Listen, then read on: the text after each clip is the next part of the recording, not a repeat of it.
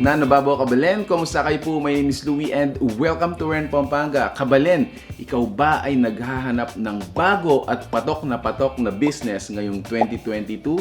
Ito na ang sagot sa iyong paghanap. Ito ang Jay's Waffle House at open po sila para sa franchising and partnership. Ang kagandahan sa mga produkto ng Jay's Waffle House ay hindi ito ang mga usual na burger natin. Kung mapapansin nyo guys, ito ang mga waffle pastries with a twist. So ang mga feeling natin dito ay hindi ito yung mga usual na sweets or jams. Ito ay ang mga paborito nating kinakain as burgers at ito ang kanilang mga menu.